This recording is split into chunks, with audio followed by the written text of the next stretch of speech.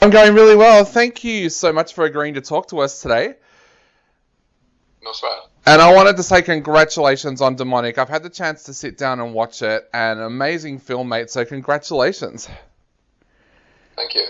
One of the things that I've always loved about your career is that you're always willing to tackle a new genre. This time around, it's the horror genre. Tell us a little bit about what drew you to want to make a horror film. I think horror works well at really low budget levels.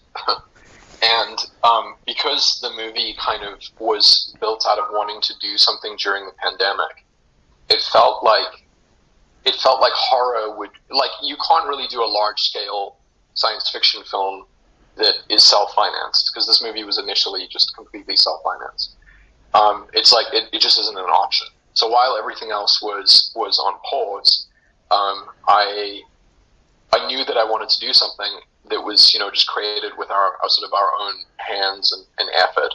And the reference for me was Paranormal Activity, because I loved the way that those filmmakers just went out and did that, and shot it in their own home, which was one of the things I initially was going to do. So I think horror kind of fits that mold, and I've always loved horror, so it just felt like a natural. It just felt like a natural thing. It was something I actually always wanted to do. And then I guess I couldn't get away from some of the science fiction elements that, plague me.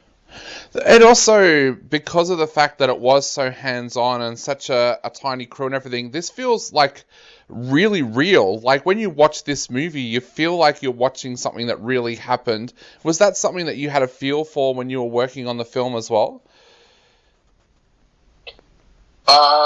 I don't know if I had a feel for it when we were working on it. I mean, it was a goal of mine, but until the whole thing is assembled, you never really know.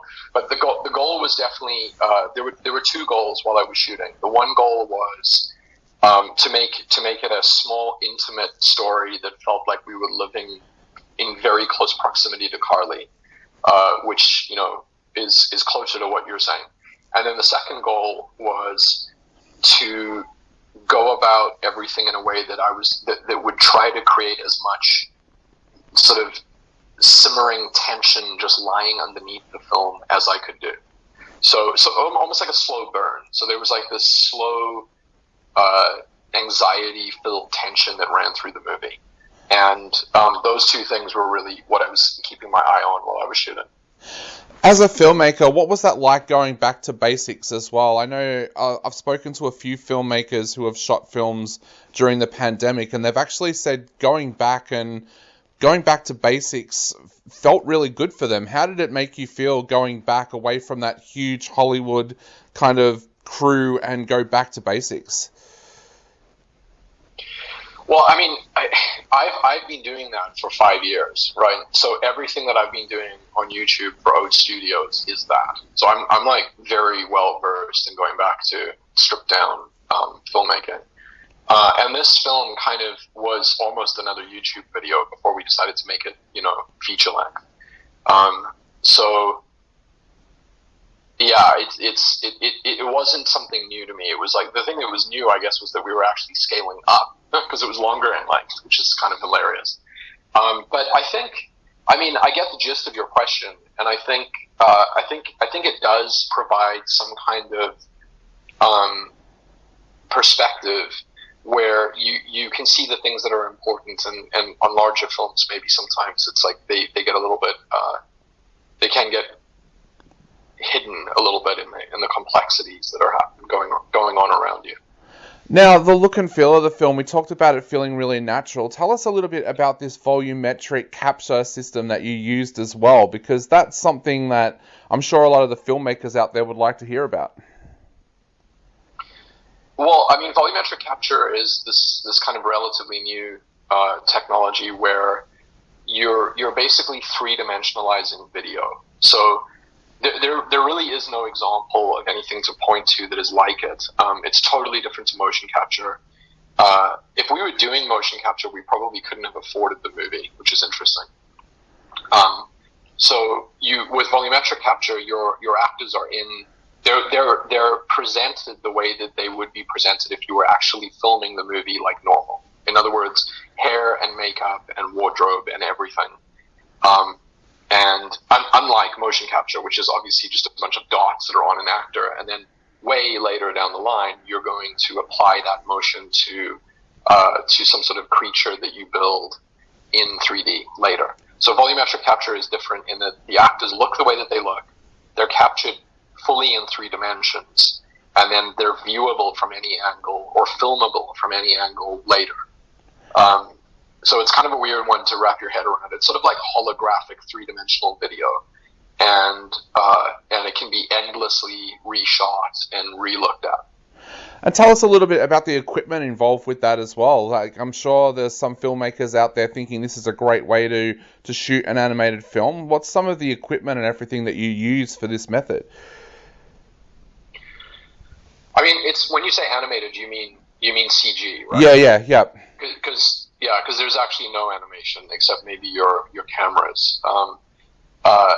But no, the technology really is more on the software side than it is on the physical side. The physical side was 250 4K cameras arranged in a cylindrical grid around the actors. So it was like a cage of cameras. And then, which, I mean, that's just mechanical, right? Like, you can get 250 cameras and you can bolt them together and aim them at the center of your stage. But the more difficult part is on the software end, when all of those streams of video have to be computed into three-dimensional video, three-dimensional geometry. So I don't recommend this process to anyone yet. Like, I would give it a few years. Awesome. Well, mate, tell us a little bit about your writing process as well, because I love the screenplay of this film. I love that element of the story of Carly and her mother. Tell us a little bit about your writing process and that heart that you put into this film as well, because that's so rare sometimes with horror, especially as a genre. And I'm a huge horror fan, so I'm not having a go. But that kind of heart in a script is kind of rare nowadays. Well, yeah, the writing process on this was very weird because, like I was saying before, there was this gap in time, and I always loved paranormal, so it was like, let's put a film together. So the film, the best way to think of the movie is almost like reverse engineering it out of the things we had access to. So, like I was saying before, I was going to use my own house, and then we ended up not using my house. We rented other locations, but the house would be an example. So,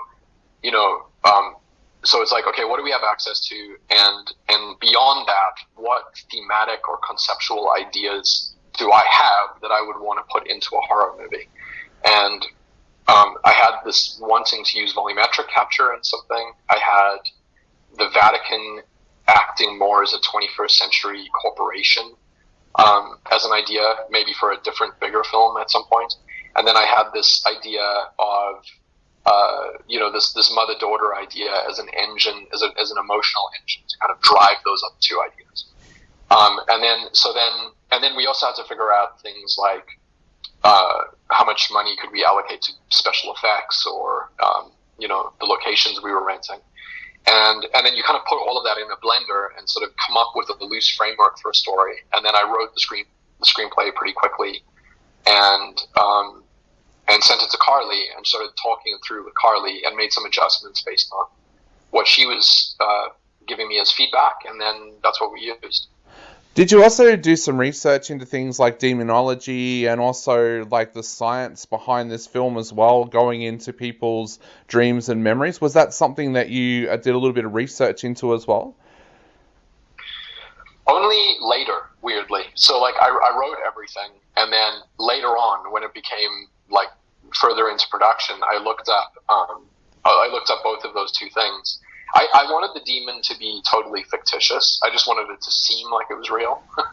So it's totally it's complete fiction. But I did later kind of do more research into demons just for fun. And the brain stuff is really interesting. I mean, the closest thing in real life is probably what Neuralink is doing. And the system, it's basically a brain-computer interface, right? It's like it's a BCI, and it would be cutting off it would be interrupting some of the flows of information, like whether it's auditory or visual information into the brain, it would be cutting off the organic real ones, like from your real eyes or ears, and then injecting in a digital stream, which is actually, I think, a lot closer than people realize. But it didn't matter, right? Because it's pure fiction. Yeah, definitely. And the other person, of course, that really carries this movie is Carly Pope. Tell us a little bit about how you discovered Carly and how you knew she was perfect for this role, because she really carries this film for a lot of it. Yeah, I mean, she kind of existed before the role existed. So, I mean, again, coming back to the puzzle pieces, it was a case of, I had worked with her on a lot of the Oat Studios films that we did on YouTube, and I just felt like she'd be a really good ally in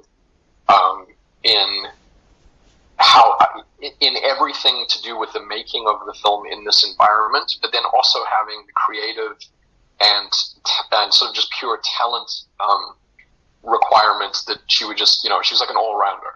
So once I knew I wanted her, I kind of shaped the script around her. So it's sort of like, chicken and an egg thing where Carly came first. And then she ended up being, exactly what I thought she would be, which is like she was pretty awesome on all levels. Yeah, she's absolutely amazing. Neil, I wanted to ask you too about what's the pros and cons of making a film during the pandemic, because we've heard some filmmakers say it's impossible having people running around wearing masks, and other people have said you can get the best post-apocalyptic shots of cities like Melbourne at the moment with no one in it. What were the pros and cons for you of making a movie during a pandemic? That's interesting about the post-apocalyptic thing. I mean, especially in Australia, because you guys have such severe lockdowns. It feels like you could really.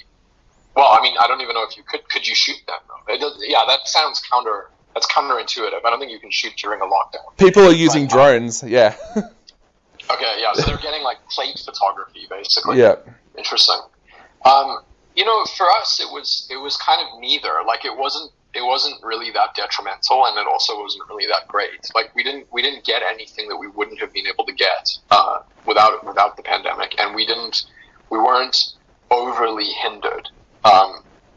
So I mean, doing a super low budget film, it's not great to have the additional expenses that something to do with COVID control comes with. But I mean, we obviously had no choice. But it wasn't that bad. I mean, it wasn't something that was not able to be dealt with. Awesome. Well, Neil, to finish up, what would you like to say to our listeners out there before they head out into the cinemas this weekend to see Demonic? I don't know. I hope they enjoy it. Awesome. Well, mate, thank you so much for chatting to us today. It's been an absolute pleasure. I know your fans are really looking forward to this film, so thank you so much for bringing us another piece of cinematic magic.